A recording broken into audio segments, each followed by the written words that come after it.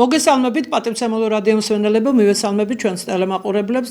დღეს ხუთშაბათია, 7-9 და ვიწყებთ ჩემს ავტორო გადაცემას განათლების რეფორმის კვალდაკვალ. მე ამ გადაცემის ავტორი და წამყვანი მაანა ნიკოლაიშვილი ვიმუშავებ თქვენთვის მედიაკავშირი ობიექტივის ღია ეთერში 50 წუთის მანძილზე.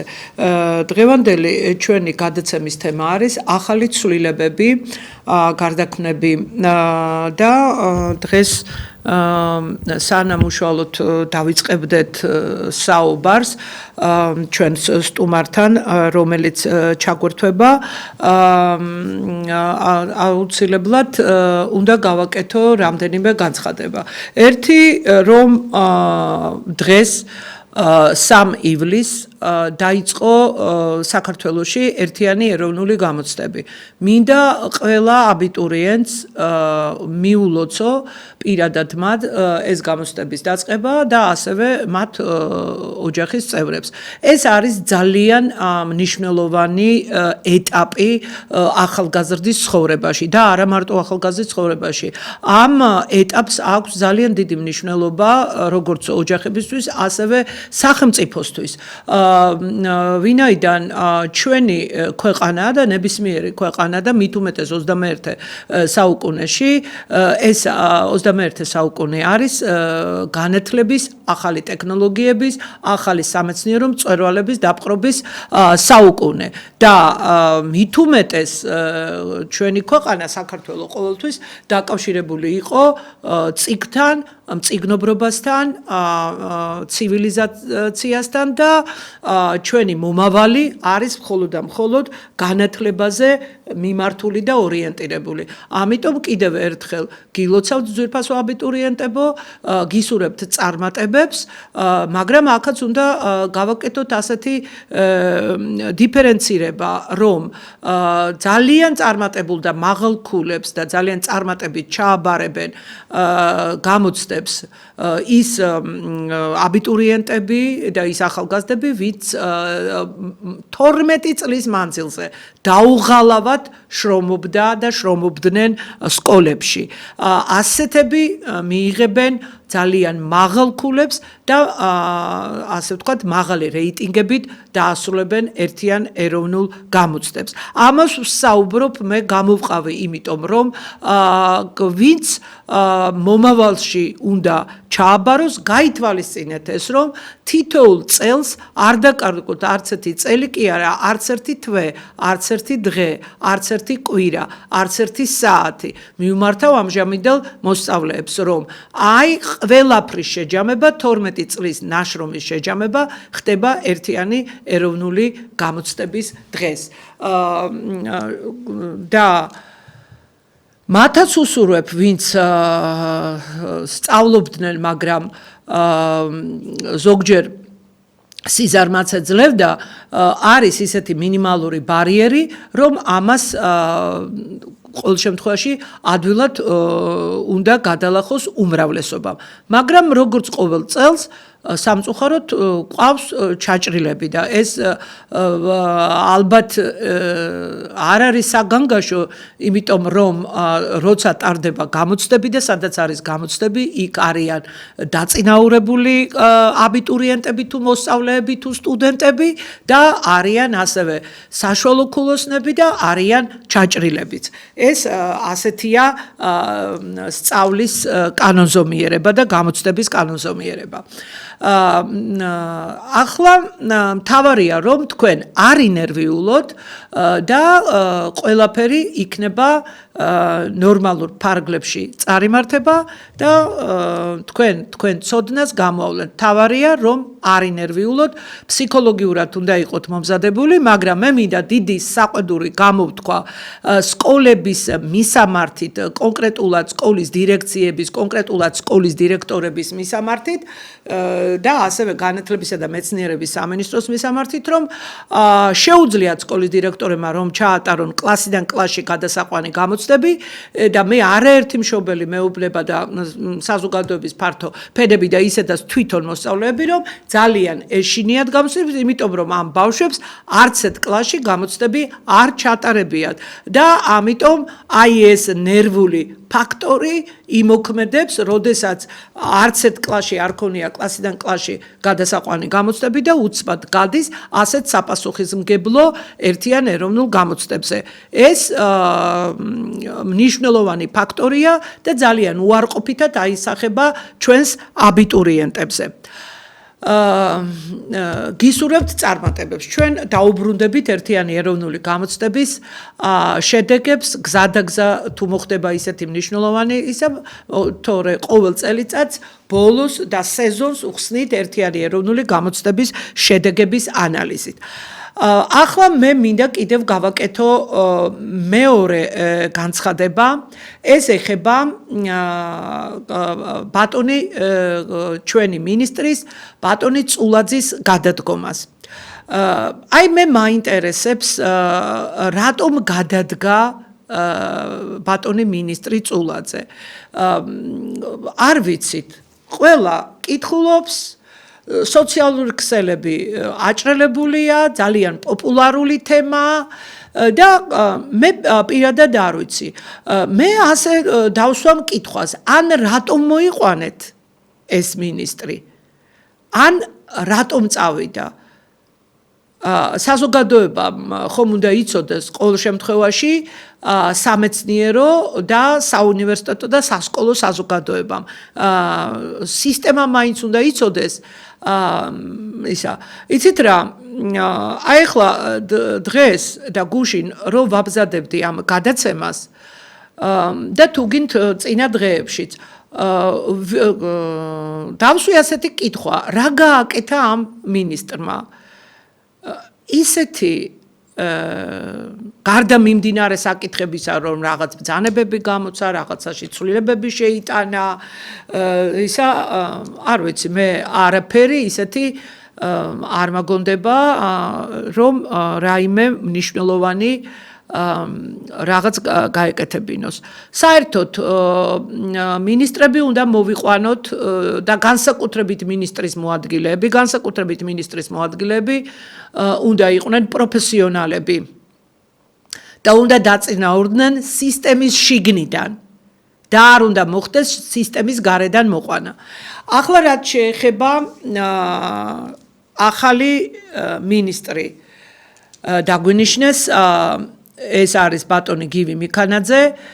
მე მინდა მიულოცო ბატონ გივის ეს დანიშვნა საქართველოს განათლებისა და მეცნიერების მინისტრად დანიშნა.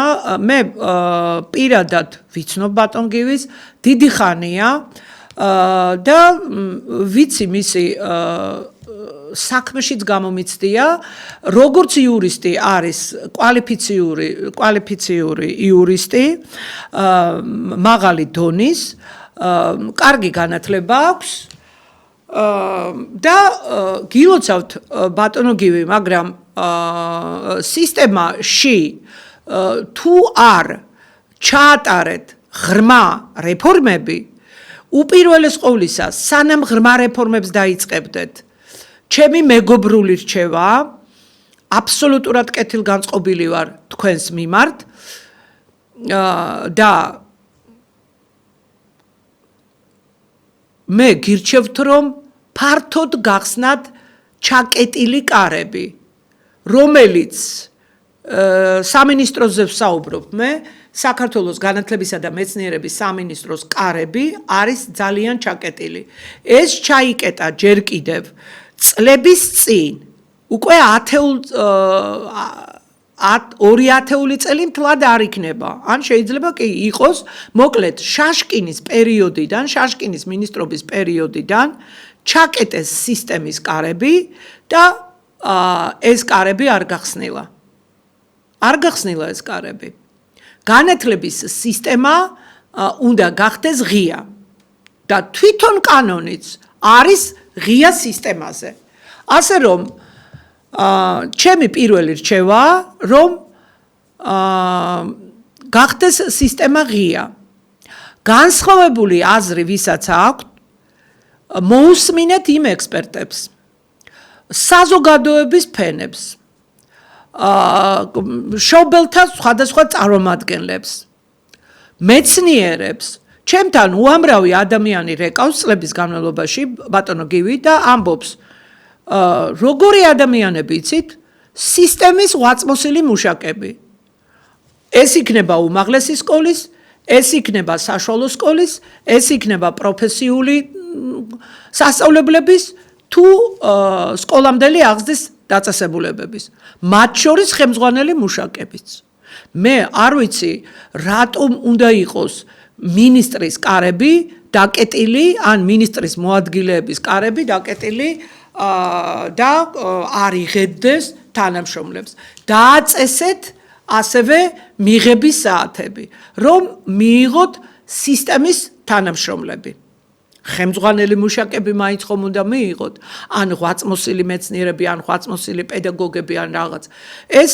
აუცილებლად გასაკეთებელია ამ ღიაობაში ესეც იგულისხმება პრემიერ-მინისტრი როცა მოვიდა ბატონმა კობახიძემ გამოსცა ბრძანება რომ მისი მთავრობის დადგენილება რომ მისი ყველა ასე ვთქვათ დადგენილება და საერთოდ მთავრობის განკარგულება იქნება ეს დადგენილება თუ ყველაფერი მართლობას რაც უკავშირდება ყველაფერი იქნება საჯარო და ამას აკეთებს პრემიერ-მინისტრი და ამას არაკეთებს ცალკეული სამინისტროები და მე ამ წუთას ვგულისხმობ ჩვენ სამინისტროს მას კიდევ ერთხელ გილოცავთ ბატონ გივის ულოცავ და ვუსურვებ ჩვენი ქვეყნის საკეთილდღეო და ჩვენი სისტემის წინსვლისთვის და მაღალ დონეზე რომ ავიდეს და განათლების ხარისხი ბოლოს და ბოლოს გაუმჯობესდეს წარმატებებს მინისტრი ვერ იქნება წარმატებული თუ მთლიანობაში მთელი სისტემა არ გახდება წარმატებული კარგით ახლა მე მინდა შევეხო ისევ მიუტრიალდე ერთიან ეროვნულ გამოცდებს და აი პრემიერის მილოცვიდან ერთი პატარა ციტატა მინდა მოვიყვანო.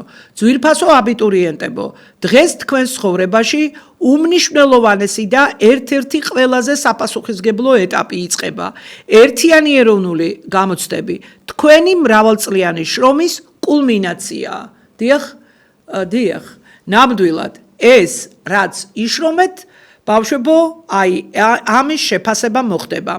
ჯერა ამ ეტაპს თითოეული თქვენთაგანი ღირსეულად ცოდნისა და უნარების მაქსიმალური მობილიზებით შეხვდება ჩვენი ქვეყნის მომავალი, მისი წინსვლა და კეთილდღეობა მხოლოდ განათლებულ საზოგადოებას ეფუძნება. ამიტომ თქვენი ყოველი ნაბიჯი წინ, პირადი განვითარებისკენ ამავდროულად საქართველოს უკეთესი ხვალინდელი დღისკენ გადადგმული ნაბიჯია. გისურვებთ წარმატებას და ყველა მიზნის მიღწევას ამ ახალ და საინტერესო გზაზე. აი ასე მიულოცა მოკლედ და კონკრეტულად პრემიერ-მინისტრმა ჩვენს აბიტურიენტებს და მართლაც რომ წინსვლას გისურვებთ და მართლაც რომ მომავალ თაობაზე და მართლაც რომ ჩვენი ქვეყნის განათლების ხარისხზე და განათლებაზე და ახალ განათლების რეფორმირებულ განათლების სისტემაზე და მეცნიერების სისტემაზე იქნება დამოკიდებული ჩვენი ქვეყნის მომავალი. გვექნება კარგი მომავალი, გვექნება კარგი სისტემა. არ გვექნება კარგი სისტემა, არ გვექნება მომავალი და წინსვლას ქვეყანა ვერ განიცდის განათლების და მეცნიერების წინსვლის გარეშე. ჩვენ წელს ყავს 39,000 აბიტურიენტი. 2,400 სტუდენტმა შეიტანა საგრანტო კონკურსზე, 10,000 მაგისტრობის კანდიდატია, 24,300 დარეგისტრირდა მასწავლებლისა და მასწავლებლობის მსურველთა გამოცდებზე. მე მინდა საზოგადოების ყურადღება მივაქციო იმას, რომ 24,300 მასწავლებელი არ არის ხალხო მე როდესაც ცხადდება შედეგები და ეს ვინც ჩააბარა იმათი პროცენტი და რაღაც ეს მასწავლებლები არ არიან ჩემო ძვირფასო საზოგადოება მე მიმართავ სრულიად საქართველოს მოსახლეობას ესენი არიან მასწავლებელთა მსურველები და სურვილი ერთია მაგრამ რამდენად გადალახავენ მაღალ ბარიერს ეს კიდე მეორეა ასე რომ ყველა ჩაჭრილთა თუ დაწუნებულთა მთლიან პროცენტს ნუ მიაწერთ თქვენ მოქმედ მასწავლებლებს მოქმედი მასწავლებლები პრაქტიკულად გაუშვეს ყველა გაშვებულია სისტემიდან აი ეხლა ჩვენ მე კიდევ უნდა აღვნიშნო ერთი ძალიან სასიამოვნო საკითხი ეს არის საჯარო სამართლის იურიდიული პირის ინფრასტრუქტურის ასე ვთქვათ სააგენტო წავიდა გაუშვეს ლიკვიდაციაში მივესალმები და მადლობა ამისთვის პრემიერ-მინისტრს ძალიან კარგია რომ ერთ-ერთი სიპი გააუქმეთ თითქმის ყველა პრემიერ-მინისტრის დროს იდგა დღის წესრიგში რომ უნდა გაუქმებულიყო სიპები უნდა შემცირებულიყო და ვერავინ გაბედა ნუ ამაში თავისი წვლილი ექნება ალბათ ყოფილ მინისტრ წულაძეს და მასაც დიდი მადლობა აი ერთი საქმე აგერ ძალიან დიდი საქმე გაკეთდა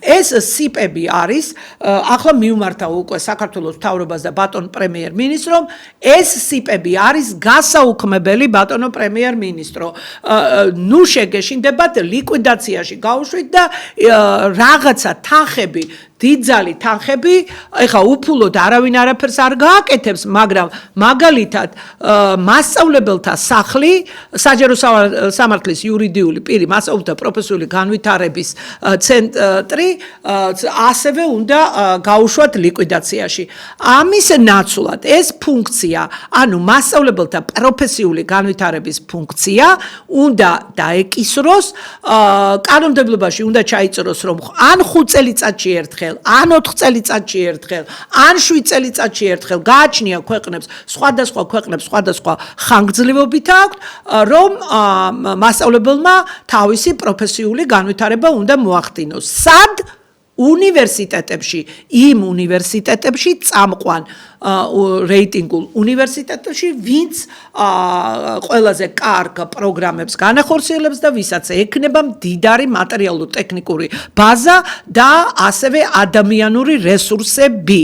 აი იქ უნდა დახელოვნდეს მასწავლებელი და ამის გარდა სკოლებში, სკოლის ბაზაზე უნდა განვითარდეს კიდე მასწავლებელი, დაოსტატდეს მით უმეტეს ახალგაზრდა მასწავლებელი და იქ უნდა დახვდეს ბატონო პრემიერ-მინისტრო მით უმეტეს მასწავლებლებს და ახალგაზრდა მასწავლებლებს უნდა დახვდნენ პროფესიონალი დირექტორები და პროფესიონალი ადმინისტრაციები, დირექტორის მოადგილეები. ამიტომ კანონიდან უნდა ამოვიდეს ის სამარცხვინო მუხლი, როდესაც საქართველოს ნებისმიერ მოქალაქეს არ არის საჭირო პედაგოგიური განათლება, არც სტაჟი, არც არაფერი, შეუძლია შეიტანოს და მონაწილეობა მიიღოს დირექტორთა კონკურსში. ეს ასე არ უნდა იყოს. მე შევისწავლე ევროპული, არაევროპული, ამერიკის შეერთებული შტატები თუ რაღაცა და მე არ ვიცი, მე არ შემხვედრია ქვეყანა, რომ სკოლის დირექტორად არ ინიშნებოდეს პროფესიონალი თავისი, ანუ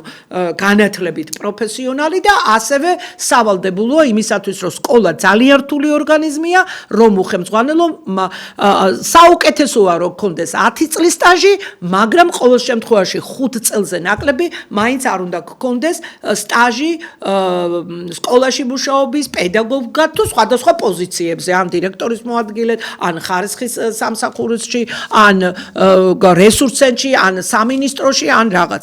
აი ეს. ახლა ეს იყო იმ დიდ ცვლილებებზე, რაც აი ერთი კვირის მანძილზე განხორციელდა. ეს არის მისასალმებელი ველოდებით სიპების კიდევ გაუქმებას. ასევე ის კვლევითი ცენტრი რო შეიქმნა მიმინოშვილის და გამოცდების ეროვნული ცენტრი ერთად შეიძლება ეს და გამოცდები და საერთოდ უნდა შეიკვეცოს ან საერთოდ არ არის ეგეც უნივერსიტეტებს შესაბამის კათედრებს შეუძლია სახელმწიფომ შეუკვეთოს ეს კვლევები და ძალიან მაღალ დონეზე ჩაატარებენ ისეთ უნივერსიტეტს შეუკვეთავ და ისეთ კათედრებს შეუკვეთავ და ისეთ პროფესურას შეუკვეთავ რომლებიც ძალიან მაღალ მეცნიერულ დონეზე გააკეთებენ ამას და სახელმწიფოსაც დაეზოგება ძალიან დიდი თანხები და ეს თანხები მიმართეთ სკოლებისკენ და უნივერსიტეტებისკენ.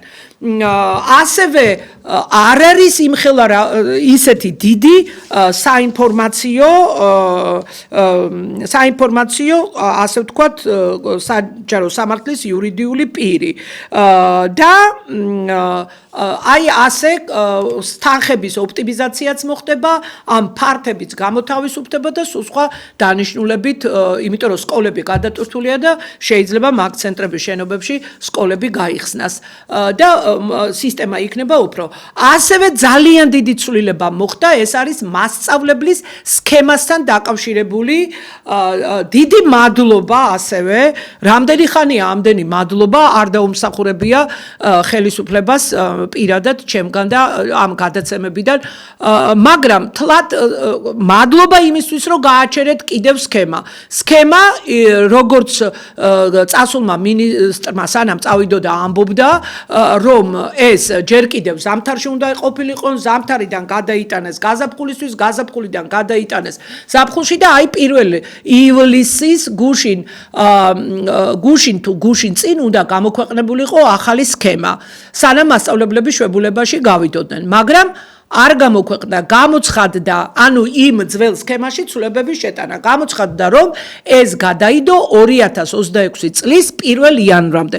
მისასალმებელია, რომ გადაიდო, მაგრამ მეორე საქმეა, რომ უნდა შეიცვალოს ეს ძირფესვიანად, საერთოდ უნდა შეიცვალოს. სქემამ უნდა მიიღოს სულ სხვაგვარი ხასიათი და ასევე უნდა განხორციელდეს რეორგანიზაცია. ალბათ უახლოეს გადაცემაში ერთ გადაცემას მიუძღვიმე და დავასაბუთებ იქ და არაერთხელ გამიკეთებია ეს ნაკლოვანებები აზგვერდიანი დასკვნა მაქვს ამასთან დაკავშირებით და რა ვიცი რაღაცა ცვლილებები შეჰქონდათ, მაგრამ უნდა მოხდეს ამ სქემის და თვითონ სისტემის რეორგანიზაცია და დიდი ღრმა გარდაქმნები და რაღაცეების ლიკვიდაცია. დიახ, ახლა ძალიან ძვირფასი სტუმარი ქალბატონი დოდო თხელიძე, მათემატიკის მასწავლებელთა ასოციაციის თავმჯდომარე, მათემატიკურ მეცნიერებათა დოქტორი, პროფესორი და რა ვიცი, საუკეთესო გამოცდილი მათემატიკის პედაგოგი ქალბატონი დოდო გვერდება. ჩვენ დაწყებული გვაქვს გადაცემათა ციკლი სტანდარტების შესახებ გამოცდილ მუშაკებს უნდა გამოცდილი მუშაკები უნდა ვალაპარაკოთ ჩემ გადაცემაში. ასეთი ჩვენ ქონდა ცოტა წინსწრებით ქიმიის სტანდარტის განხილვა, ცნობილი მეცნიერი ქალბატონი ლელა მეტრეველი იყო ასევე ქიმიის მასწავლებელთა ასოციაციის თავმჯდომარე მოწვეული, ისაუბრა, მაგრამ უახლოეს მომავალში კვლავ დავპატიჟებ ქალბატონ ლელას, რომ აი ამ გადაცემათა ციკლში ყველა ძირითადი საგნის, ასე ვთქვათ, სპეციალისტმა იმსჯელოს ობიექტურად და სასიკეთოდ ჩვენ მხოლოდ კარგი გვინდა ჩვენი საყვარელი სამშობლოსთვის. და ეს მეცნიერული შენიშვნები მეთოდიკური, ფსიქოლოგიური თუ პედაგოგიკური თვალსაზრისით წაადგება ჩვენ საერთო საქმეს, თორე არავის არაფერი არ დაუშავდება. მით უმეტეს სტანდარტები ჯერ მიღებული არ არის. წინაზე ილაპარაკა გეოგრაფიის სტანდარტის ასე ვთქვათ ძალიან მცოდნე პროფესორმა, დღეს ისაუბრებს ქალბატონი დოდო თხელიძე, ასევე სტანდარტის და საერთოდ მეთოდიკის და მათემატიკის სწავლების კარგი მცოდნე, ეხლა შემთხვევით არაფერი არ ხდება და ქალბატონი დოდო არის მათემატიკის მასწავლებელთა ასოციაციის თავმჯდომარე. მოგესალმებით ქალბატონო დოდო. მოგესალმებით ქალბატონო მანანა, დიდი მადლობა, რომ ძალიან დაკავებული ხართ, მაგრამ მაინც გამოძებნეთ დრო და ჩაგვერთეთ.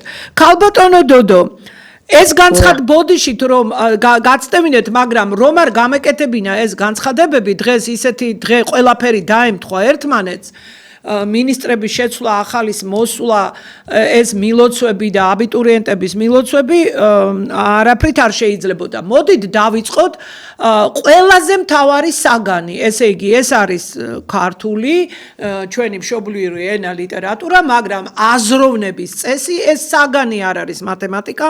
მათემატიკა არის აზროვნებს ადამიანი, თუ არ აზროვნებს. გააჩნია მას აზროვნების უმაღლესი ფორმები თუ არ გააჩნია, ამას ყველაფერს მათემატიკა აყალიბებს. როგორ არის ქალბატონო დოდო საქმე?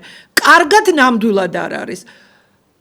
ხდება ბავშვები, რომლებმაც მათემატიკა აბსოლუტურად არ იციან. არა და მათემატიკის ძირითადი კანონები და ძირითადი მათემატიკა ყველა ბავშვმა კი არა, ყველა ადამიანმა უნდა იცოდეს. არ აქვს მნიშვნელობა მაგას რომელ ჰუმანიტარულია თუ ის არის მეთანხმებით ალბათ ხო? ნამდვილად გეთანხმებით ქალბატონო მანანა, მე ერთ-ერთ უმაღლეს სასწავლებელში ვკითხულობდი ლექციებს და ბიზნესის ფაკულტეტზე სხვათა შორის და როდესაც შევედი ახალ სასწავლო წელს აუდიტორიაში ვიკითხე რომელი საგნით იყვნენ მოსულები ეს სტუდენტები. აღმოჩნდა 30 აბიტურიენტი, 30 სტუდენტიდან მხოლოდ 4 იყო ისეთი, რომელსაც ჩაბარებული ჰქონდათ მათემატიკა. რა თქმა უნდა, ეს სტუდენტების ცოდნაზე აისახა, რადგან წარმოიდგინეთ, სწავლობდნენ ბიზნესის ფაკულტეტზე და არ იცოდნენ პროცენტის გამოთვლა. რამხელა კატასტროფაა ეს. და რატო ხდება ქალბატონო დოდო? რა ხდება? გამაგებინეთ ერთი. აი ქალბატონო მანანა, ბოდიში შეგაწყვეტინეთ, გავაგრძელე.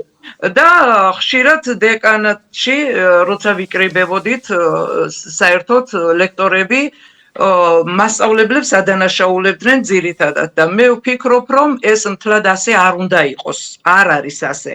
ვფიქრობდი და ვუთხარი კიდეც მათ, რომ ეთყობა არ ჰქონდათ სკოლასთან კავშირი, არ ჰქონდათ სასწავლო პროცესთან შეხება, არ იცოდნენ სკოლაში რა ხდებოდა და ამიტომ ყველაფერი ეს მასწავლებელს ბრალდებოდა. ასე ნამდვილად არ არის. არ არის ნამდვილად. მასწავლებლის ბრალი არაფერი არ არის. არა, ნუ ზოგო ყოველ შემთხვევაში უმეტესწილად ნამდვილად არ არის. როგორც ეხლა ყველაფერს რაღაცა იშვიათი გამონაკლისი შეიძლება იყოს. და აი მოდით დავიწყოთ მთავარი სტანდარტზე ვილაპარაკოთ. მათემატიკის სტანდარტი, იქიდან გამომდინარეობს პროგრამა, სტანდარტის მიხედვით იწერება სახელმძღვანელო. აი როგორ არის ქალბატონო დოდო საქმე?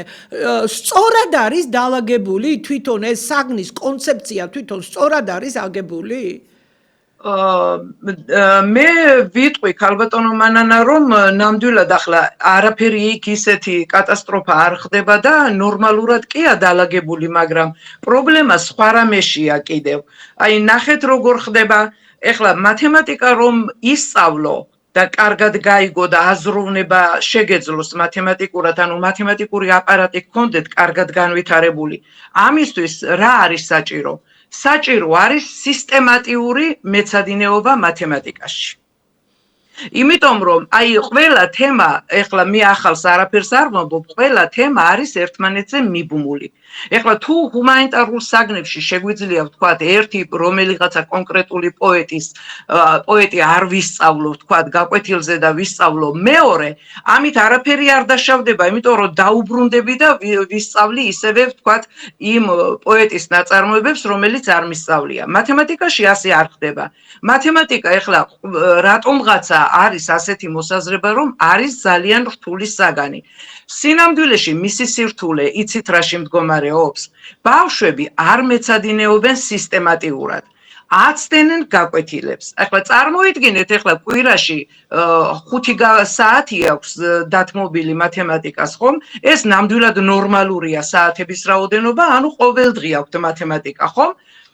და კვირაში რომ სამჯერ გააცდენს მოსწავლე, მერე მოვა ისე რომ ამეცადინები არაფერი არ აქვს. მან ახალი თემა როგორ უნდა ისწავლოს. ის ძველი ხომ უნდა იმეცადინოს, ამისთვის თავს არ იწუხებენ. მათემატიკის სწავლების სირთულე არის სწორედ მის სისტემატიურ არ მეცადინეობაში. თორემ მოსწავლე, რომელიც სისტემატიურად მეცადინეობს ყოველ დღე, უთმობს 1 საათს მაინც, მას მათემატიკა ნამდვილად არ გაუჭირდება. და ქალბატონ დოდო, რატომ აცდენენ? ეს ნამდვილად არ ვიცი, რატომ აცდენენ ქალბატონო მანანა, ეს ძალიან დიდი პრობლემაა საერთოდ. ანუ თლიანად დისციპლინაა დარღვეული. ნახეთ როგორ არის ძირითადად ბავშვები, ესე იგი მე მაგალითად შარშან ვასწავლიდი კლასს, 30 მოსწავლე იყო იქ და 30 მოსწავლიდან ოჯახში დედმამასთან ცხოვრობდა მხოლოდ 5. დანარჩენი საზღვარგარეთ იყვნენ წასულები და ეს ბავშვები იყვნენ ბებია ბაბუების ანაბარა ან ბიცოლასთან იყვნენ, ვთქვათ, ბიძაბიცოლასთან დატოვებულები და ისინი შესაბამისად ეხლა ამ ბავშვებზე ისეთ კონტროლს ვერ აწესებდნენ, როგორცაც ვთქვათ მშობლები დააწესებდნენ. ეს და მე კიდევ აი ამ გაცდენებზე ვთქვათ, არანაირი ბერკეტი არ აგვაქვს, რომ აი ეს გაცდენების რაოდენობა შევამციროთ. ეს ერთი ძალიან დიდი პრობლემაა. მეორე პრობლემა ის არის, რომ კლასში მოსწავლეთა რაოდენობა არის ძალიან დიდი. 35 მოსწავლეა. ხო ვთქვათ, 35 მოსწავლესთან მათემატიკის სწავლა თან კიდევ აი დაუმნახეთ რა ხდება. 30 მოსწავლე რო იყოს, მაინც ბევრია.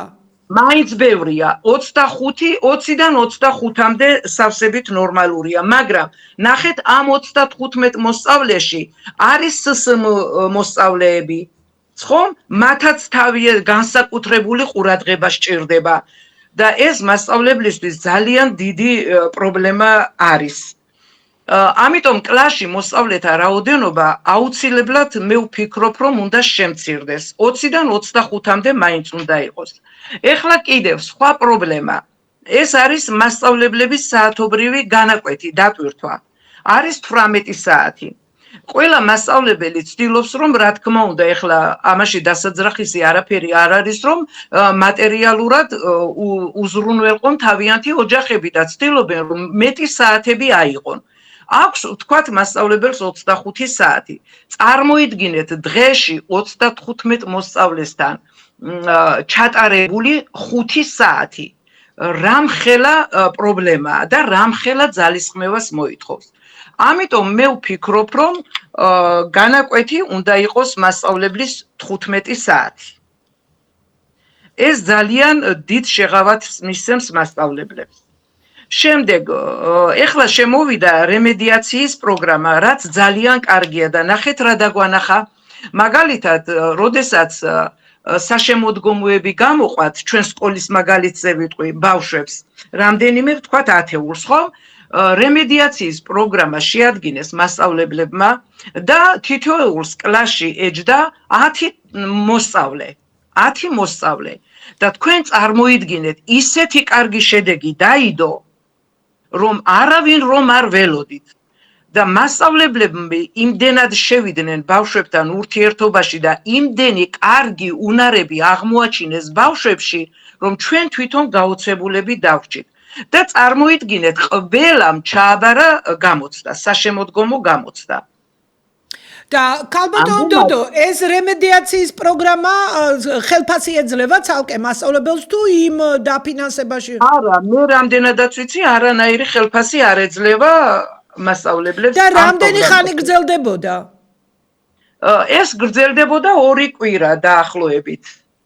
დაახლოებით აი წარმოიდგინეთ, ეხლა 2 კვირაში მასწავლებლებმა როგორი შედეგი აჩვენეს. და რამდენი წუთი 45 წუთი უტარდებოდა თუ?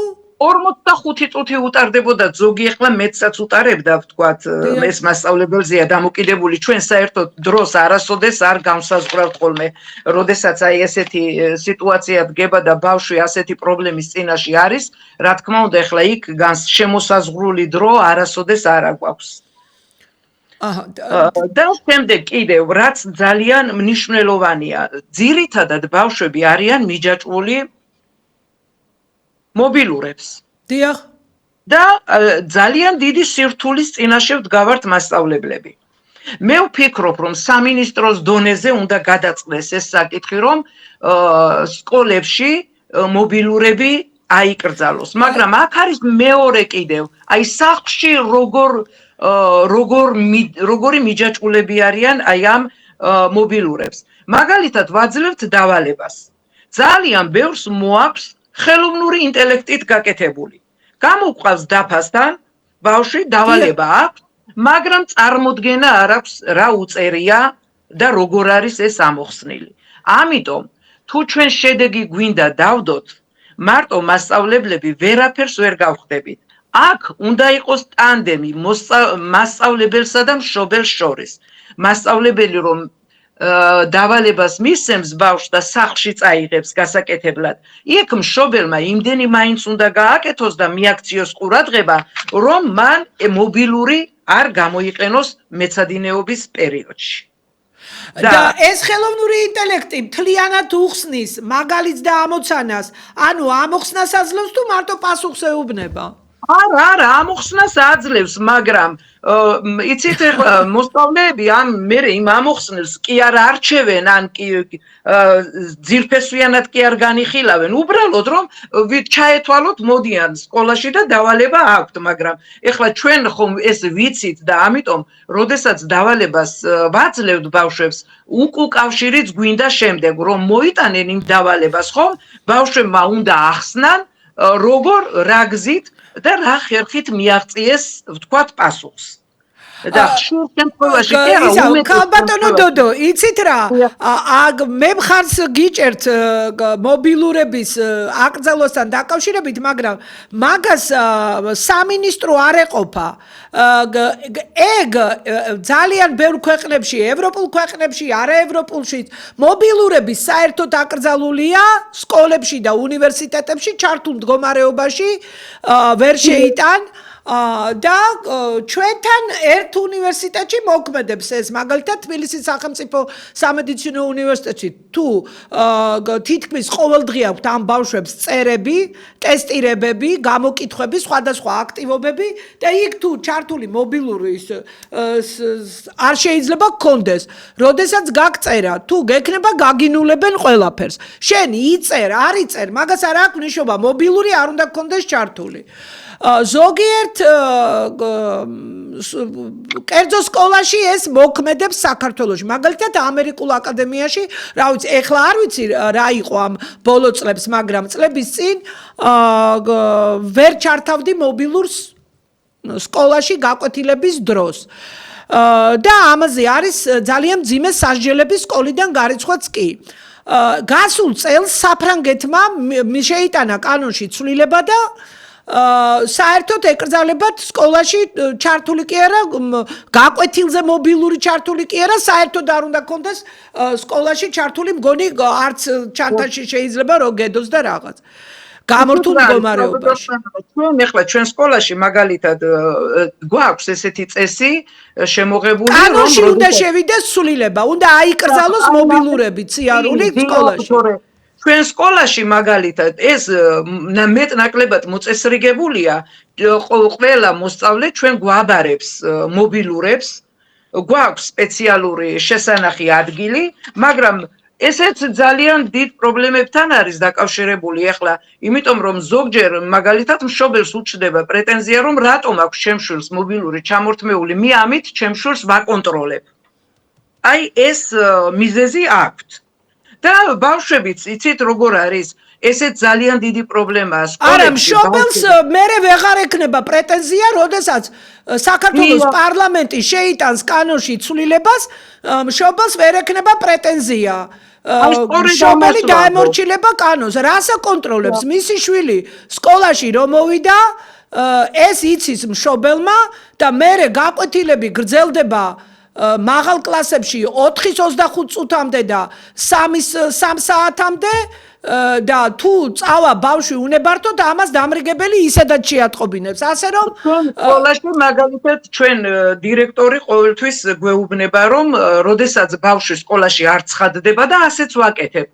არ ცხადდება ჩვენ ვალდებულად ვთვლით ჩვენ თავს რომ ყველა მშობელს გადაურეკოთ და დავადგინოთ რატომ არ გამოცხადდა მისი შვილი რა თქმა უნდა ეგ მშობლების ფაქტორი მაქედან კანონმდებლობას დაემორჩილებიან და ის რა ქვია დემოკრატიულ ქვეყნებში ეს არის მიღებული პრაქტიკა ჯერ ერთი ჯანმრთელობას უნებს ის მობილურები რაღაცა ფარდზე პატარა ფარდზე ჩართულია 40 მობილური ხო იქ ბავშვების და იმის ეს არ შეიძლება მე რა მინდა გკითხოთ იცით დაუბრუნდეთ ისევ მათემატიკის სწავლებას მე რა მაინტერესებს იცით როდესაც ნაციონალები მოვიდნენ ისინი ამბობდნენ რომ აი დაზეპირება მე ვლაპარაკობ ქართული ენის გრამატიკა თუ ლექსები თუ პოემებიდან თუ პროზიდან ესენი ყველაფერი ქართულიდან ამოღებულია ანუ არაფერი საზეპიროები არ არის გრამატიკის სწავლება მოშლილია მათემატიკაში ესე იგი ბავშვებს მთავარი მიზეზი ეს არის მყარი ცოდნა რომ არა აქვს თეორიას, აი თეორემის დამტკიცებას თუ ითხოვთ და თეორემაში ერთი სიტყვის გადაადგილების უფლება არ გქონდა ჩვენ მოსწავლეებს. არა, ჩვენ ესე არ არის ნამდვილად ეხლა პედაგოგსაც გააჩნია ქალბატონო მანანა. თეორემის დამტკიცებას ეკითხებით მოსწავლეებს? რიგ შემთხვევაში კი, როგორ არა, ვეკითხებით. ანუ სულ არ ეკითხებით. თეორემას ამბობს ეს ბავშვი როგორც არის? ნახეთ ეხლა მან კიდევ ეგ მინდოდა მე თქვა და თქვენ ცოტა დააჩქარეთ ეს პროცესი მათემატიკის სახელმძღვანელოში მაგალითად როდესაც მე ვსწავლობდი სკოლაში გაყოფილი იყო მათემატიკის სახელმძღვანელო სწავლობდით ალგებრას და გეომეტრიას და ტრიგონომეტრიას მაღალ კლასებში 8 წუთი დაგვრჩა და მოვასწროთ აი ეხლა როგორ არის იცით ამ მათემატიკის სახელმძღვანელოში გაბნეულია გეომეტრია ზოგიერთი ისეთი მნიშვნელოვანი საკითხები ამოცანებშია გადატანილი რომ შეიძლება ზოგიერთმა მასწავლებელმა ამას დროის სიმცირის გამო ჯეროვანი ყურადღება ვერ მიაქციოს და საერთოდ გონებას ავითარებს ყველაზე მეტად ავითარებს გეომეტრიული ამოცანები. კი, აბსტრაქტული აზროვნების ერთ-ერთი უმაღლესი ფორმა. მეცნია რომ მათემატიკა რაში მჭირდება, ვთქვათ, კვადრატული განტოლება. შეიძლება ცხოვრება ისე გაილიოს, რომ კვადრატული განტოლება მართლაც არ დაჭირდეს მთელი ცხოვრების მანძილზე, მაგრამ არ ესმით ის, რომ აი ეს მსჯელობა, ვთქვათ, თუნდაც რაღაც თემაზე უვითარებს ბავშვებს კრიტიკულ აზროვნებას და ყველაზე მეტად ამას აკეთებს მათემატიკა. თქვენ ახსენეთ ახლა ქართულში პოემები და ესე იგი ეს დამტკიცებები და თეორემების დასწავლა ისე როგორც ეს არ არის სავალდებულო. ისე როგორც ჩვენ დროს იყო, ეხლა ნამდვილად არ არის. და აი ეს უნდა აღდგეს და ლოგიკა ასე განვითარდება. ქალბატონო დოდო, კიდე რა შევნიშნე? წლებია, ესე იგი, ქიმიას მოგეხსენებათ და ფიზიკას დიდი დოზით ჭირდება მათემატიკა. თითქმის ყველაფერი ჭირდება, რასაც თქვენ საშუალო სკოლაში ასწავლით. ყველაფერი, ლოგარითმები, ფუნქციები, გრაფიკები, პროცენტები, აწილადები, წილადები, ნატურალური ზემოქმედებები, მთელი არითმეტიკა, ალგებრა, უარყოფითი, დადებითი რიცხვები და ასე შემდეგ. ყველაფერი ჭირდება. კონკრეტულად მე ხა ჩამოვთვალე ქიმია, გარდაქმნები, განტოლებები, პირველი ხარისხის უტოლობათა სისტემა, რთული ამოცანები, როცა 2 უცნობია და 4 უცნობია, რითი უნდა ამოხსნა, სისტემით უნდა ამოხსნა. და ალგებრული იმით იხსნება და კიდე ფორმულები, პროპორციები, მათი თვისებები. მე რას ვაკვირდები? გამოდის ბავშვი აი ქალბატონო დოდო ერთი ძალიან მაინტერესებს რას მეტყვით თქვენ როგორც გამოცდილი მათემატიკოსი და უპირველეს ყოვლისა პედაგოგი. წინა მე გეტყვით ჯერ წინა წლებში რა ხდებოდა. წინა წლებში, ანუ მე ვლაპარაკობ 10-ეული წლების წინ. ეს ბავშვები, რომლებიც კარგად სწავლობდნენ მათემატიკას, ისინი როგორც წესი ფიზიკას და ქიმიას კარგად სწავლობდნენ, ისინი არ უჭირდათ. თუ კი ბავშვი ისწავლიდა, არანაირი წინააღმდეგობა მისთვის არ იყო. თავისუფლად ლაღად ხსნიდა ყველაფერს და ყველაფერს აკეთებდა. აი ეხლა მერე თანდათანობით რაც გადის წლები, ხო? და რაც უფრო აქეთ და აქეთ მოვდივართ, უკვე ფიზიკურ პროცესს გააგებინებს ფიზიკოსი, ქიმიურ პროცესს გავაგებინებთ, იქამდე მივადგებით მათემატიკას და ყრუკედელია. არაფერი ბავშვმა არ იცის. არც გაყოფა, არც გამრავლება, არც წილადები, არც შეკვეცა, არც წილადები. მე ვლაპარაკობ მასაზე, თორე ეხა ერთეულებმა როგორ არიციან, მაგრამ იმ ერთეულებშიც ხარვეზებით იციან. წესებს რომ ეკითხები, მაგალითად აწილადის აწილადზე გაყოფა, ან მთელის აწილადზე გაყოფა. აი რაც არ უნდა კითხო, პროპორციის თვისებები თუ პროცენტებზე ვერც ერთ წესს ვერ გეუბნება ბავშვი. ანუ ეს უკვე არის მეთოდიკის ბრალი, ეს არის უკვე სტანდარტების, ეს არის მიდგომების ბრალი. სტანდარტის ბრალია ეს, სტანდარტმა გააერთიანა და წინა ხელისუფლებებმა გააერთიანეს ალგებრა და არითმეტიკა, ალგებრა, გეომეტრია, ტრიგონომეტრია. ეს ცალ-ცალკე საგნები იყო, თავისი სახელები ჰქონდა. აი თქვენ რას სიტყვით, ეს ხდება უკვე მასობრივად, არავინ არაფერი არ იცის. ძლიერმა მოსწავლემაც კი, რისი ბრალია ეს? იცით, ქალბატონო მანანა, ასე კატეგორიულებიც ნუ ვიქნებით ახლა, რომ ასე მასიურად საერთოდ არავინ არაფერი მასიურად არ იციან.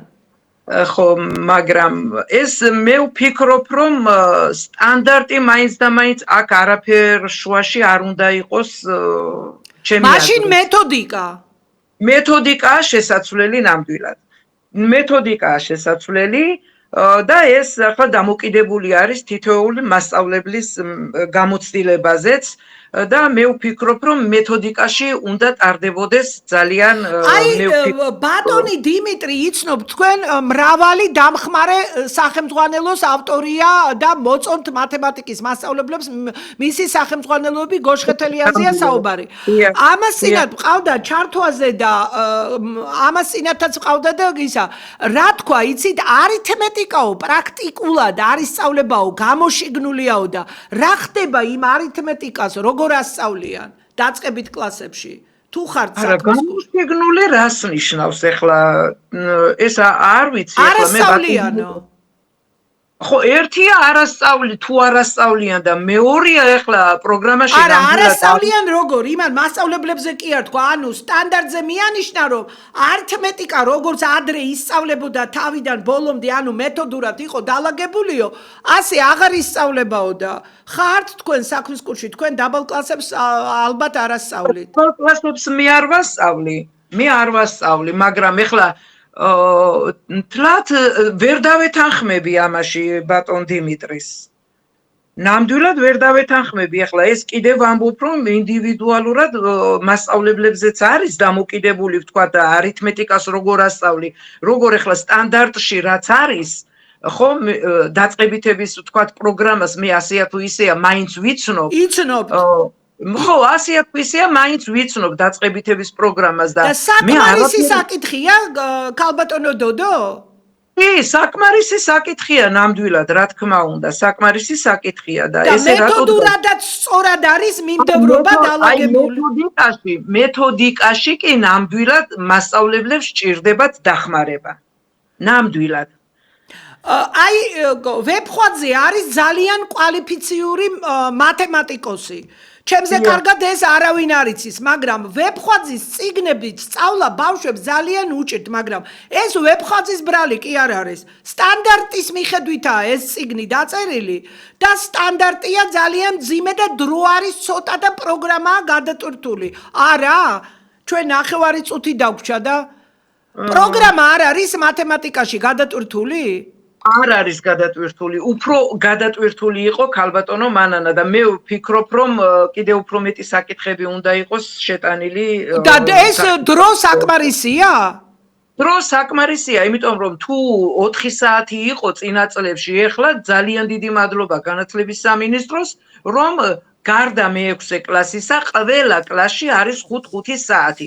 კვირაში 5 სასწავლო დღეა და ეხლა 5 საათზე მეტი რა უნდა იყოს, ვთქვათ, ხო, მაქსიმალური საათები აქვს დათმობილი, მხოლოდ ეს არის, რომ კარგი იქნება თუ მე-6 კლასშიც კიდევ 1 საათს დაამატებენ. ანუ მაშინ ჩვენ მივედით საერთო დასკვნამდე, რომ მეთოდურად არ არის მეთოდური ხარვეზებია.